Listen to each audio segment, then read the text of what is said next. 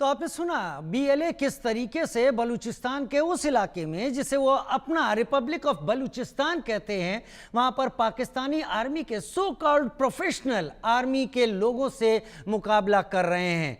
इन्हीं के बारे में मेजर जनरल या जनरल आसिम मुनीर, जो फील्ड मार्शल आसिम मुनीर हैं, उन्होंने कहा था कि 1,500 लोग हैं, will beat the hell out of them.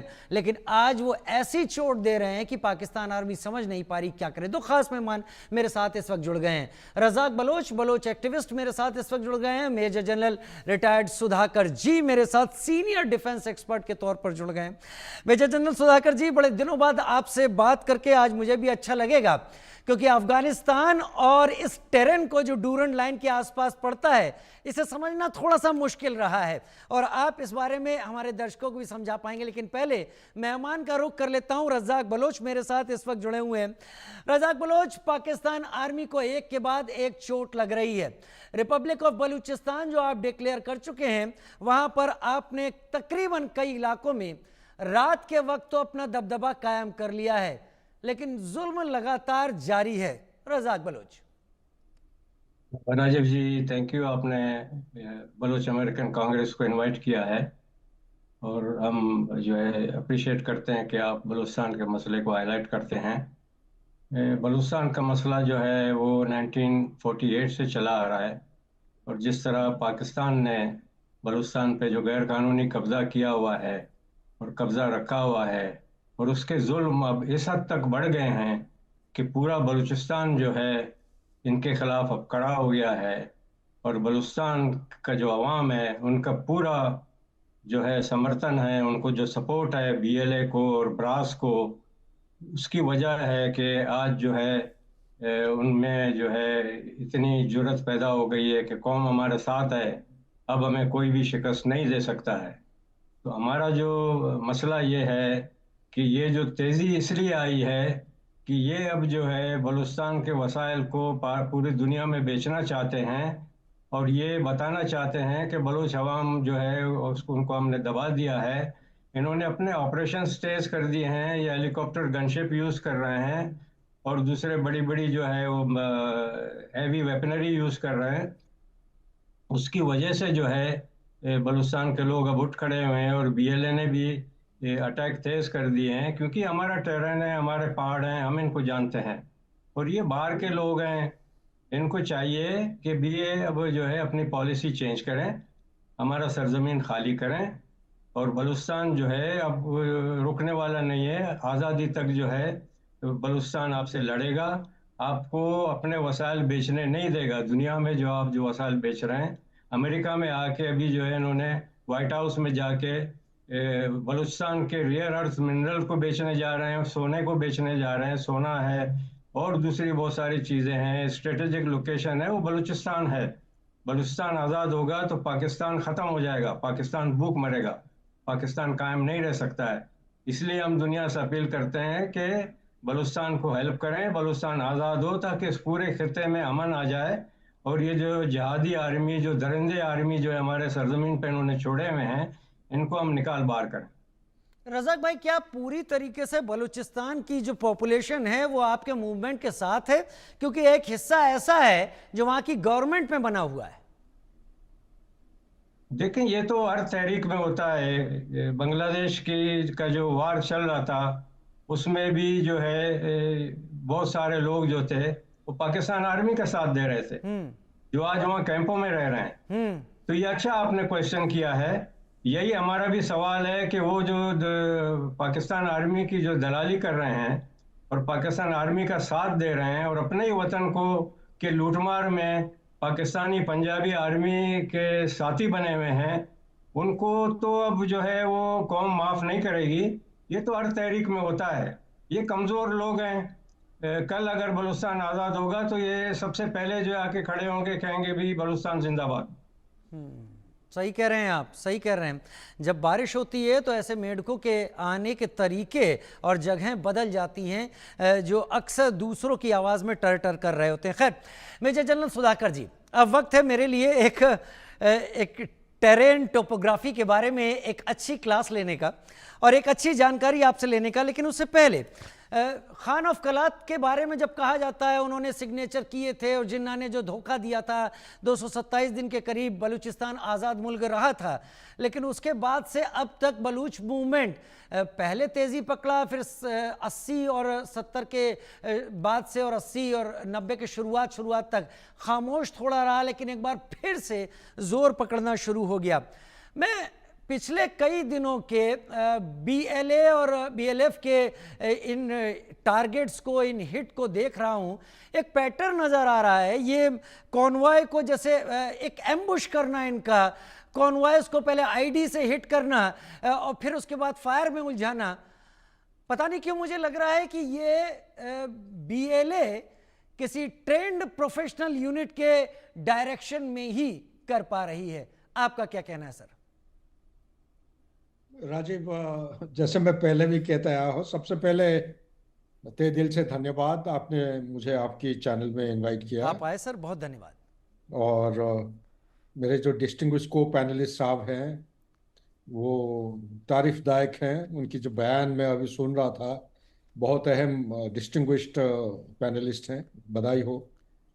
और ये जो मुद्दा आप उठा रहे हैं time and again India news में, मैं देखा हूँ कि बाकी कोई चैनल में शायद ये उठाया नहीं जाता है, लेकिन इंडिया न्यूज़ रेगुलरली इसी चीज़ को फ्लैग करते रहता है। जहाँ तक आपकी सवाल है, सवाल की जवाब में बहुत सारे मल्टीपल पॉइंट्स आपके तरफ से, आपने एक पॉइंट उठाया लेकिन मैं मल्टीपल पॉइंट्स देख रहा हूँ। मल्टीपल पॉइंट्स ये है कि आज के दिन में पूरा विश्व में यूक्रेन की लड़ाई, मिडल ईस्ट की लड़ाई, उसके बाद ये ऑपरेशन सिंदूर अभी समाप्त नहीं हुआ हिंदुस्तान पाकिस्तान के बीच में, ये अभी भी लागू है। मैं चंद एक चीज़ों को हाईलाइट करना चाहता हूँ मोटा मोटा 2 लाइन में, उसके बाद आपके पॉइंट के ऊपर सीधा आऊँगा सर। इसको कहते हैं चाइना, पाकिस्तान, बांग्लादेश को कुछ दिन पहले मीडिया में आया था, उसको मेरे मुंह से निकल गया था एक टर्मिनोलॉजी, डेविल ट्रायंगल। तो इसी तरह ये जो डेविल ट्रायंगल है, ये 3 अलग अलग डेविल ट्रायंगल है। एक पाकिस्तान, चाइना, बांग्लादेश, एक है पाकिस्तान, चाइना, अफगानिस्तान, और एक डेविल ट्रायंगल है जो है अफगानिस्तान, ईरान और पाकिस्तान। ये जो तीसरा जो डेविल ट्रायंगल है, ये बड़ा खतरनाक डेविल ट्रायंगल है। तो ये इसको अगर 3 अलग अलग हिस्सों में अगर आप बांट के देखेंगे तो विश्व का जो जियोपॉलिटिकल चर्न हो रहा है, और अमेरिका और मुनीर साहब के बीच में, मैं कोई चैनल में बोल चुका हूं कि there are no free lunches in life. हर लंच का कोई ना कोई दाम होता है, वो दाम अभी आप कोई एहसास नहीं कर पाएंगे। ये बहुत बड़ी एक साजिश नहीं, बड़ा प्लान के मुताबिक काम हो रहा है। चाइना के चारों तरफ जितने देश हैं उनको कमजोर किया जा रहा है धीरे धीरे। Now you come straight to your question जो आप पूछ रहे हैं, ये क्या है। 2024 में अगर देखेंगे, स्टैटिस्टिकली स्पीकिंग सबसे ज्यादा भयानक वायलेंट एक्टिविटी हुए हैं। वायलेंट एक्टिविटी किसने किया है? बलोच लिबरेशन आर्मी और उसके साथ मिले जुले 4-5 संस्थाएं हैं, प्लस टीपीपी। और इतने वायलेंट एक्टिविटी हुए हैं कि विश्व में एक होता है ग्लोबल टेररिस्ट इंडेक्स विक्टिम, जो अफेक्टेड देश हैं, ये बुर्किना फासो के बाद पाकिस्तान का नंबर 2 देश आता है जो कि वर्स्ट विक्टिम है। क्यों हो रहा है? ये इसलिए हो रहा है क्योंकि बलोच लिबरेशन जो है, आपने बिल्कुल सही व्याख्या किया है, ये एक इंडिपेंडेंट, एक ऑटोनोमस कंट्री होता था, जो बाई कैमरल सिस्टम, इनका पार्लियामेंट हुआ करता, एक इंडिपेंडेंट कंट्री, कॉन्स्टिट्यूशन, झंडा, उनका इलेक्शन हुआ है। और स्टैंड स्टिल एग्रीमेंट के दौरान ये किंग ऑफ कलात को एक गन पॉइंट उसको हाईजैक करके ऐसा जगह पे लिया जाता है, वही जिन्ना साहब की मौजूदगी में उनसे साइन कराया गया है, जो कि रूल्स बेस्ड इंटरनेशनल ऑर्डर, चाहे कोल्ड वॉर 1.0 की बात करिए या 2.0 पे, ये मंजूर नहीं है। कोई भी कोर्ट ऑफ जस्टिस में जाएंगे, ये इसको एक्सेप्ट नहीं किया जा सकता है। बलूचिस्तान का जो आप लिबरेशन मूवमेंट कर रहे हैं, यही अमेरिका है। 2012 को कांग्रेस ने इनको लिबरेटर बोला था, फ्रीडम फाइटर्स। यही कांग्रेस यूएसए का 2018 या 19 को, जब डोनाल्ड ट्रंप प्रेसिडेंट थे, इनको उन्होंने टेररिस्ट ब्रांड किया। एग्जैक्टली पहला चीज है, इनको टेररिस्ट वाला ब्रांड को हटा के लिबरेटर्स कहना चाहिए। और last but not the least, मैं कहूंगा कि ये जो भी कुछ हो रहा है आज, पाकिस्तान के जो फौज है, हर एक देश में एक फौज होता है, लेकिन पाकिस्तान एक ऐसा देश है, इसका फौज का एक देश है। तो फौज जो कहेगा वो करेगा। लेकिन आज के दिन में फौज का स्थिति इतना कमजोर हो चुका है, ये लड़ाई के लिए सामने नहीं आना चाहते हैं। बलोच लिबरेशन जो कॉम्बैट है कैपेबिलिटी, उनके सामने नहीं करना चाहते हैं। जो प्रश्न आप पूछ रहे हैं कि इनको ट्रेनिंग देने वाला कौन है, उनका ट्रेनिंग देने वाला है माजिद ब्रिगेड। माजिद ब्रिगेड क्या होता है? माजिद ब्रिगेड में ट्रेन्ड सोल्जर्स, एक टाइम में बलोच लिबरेशन आर्मी एक होता था, इनका एक रेजिमेंट होता था, 32 बटालियन होते थे पाकिस्तान में।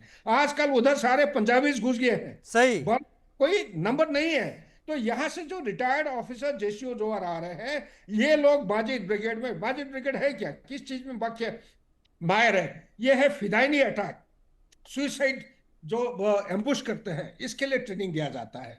और ये हेलीकॉप्टर्स को गिरा सकते हैं, हवाई जहाज को गिरा सकते हैं, आर्टिलरी फायर कर सकते हैं, जावेलिन जैसे हथियार को यूज कर सकते हैं, टैंकों के खिलाफ यूज कर सकते हैं। उनको ट्रेनिंग देने वाले ये है। अगर आप इनडायरेक्टली पूछना चाह रहे हैं क्या हिंदुस्तान कोई मदद कर रहा है, हिंदुस्तान का कोई लेना देना नहीं है। कोई और देश है जो मदद कर रहे हैं, ये मैं कह नहीं सकता हूं। लेकिन एक चीज मैं हमेशा जोर दे के कहूंगा, यह सिर्फ बलोच और पाकिस्तान के बीच में लड़ाई नहीं है, ये लड़ाई एक स्ट्रेटेजिक राइवलरी है।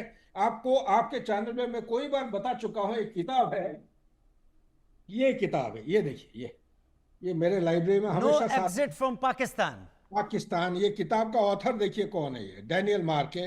ये किताब, राजीव आप बहुत पढ़े लिखे हैं, बहुत पढ़ते भी हैं, ये किताब को अगर पढ़ेंगे, वो निचोड़ ये है, पाकिस्तान और अमेरिका के बीच में चाहे रिश्ता कितना खराब हो जाए, लेकिन अमेरिका किसी भी हालत में पाकिस्तान को छोड़ नहीं सकता है, क्योंकि उसका जियो स्ट्रेटेजिक लोकेशन ऐसा है।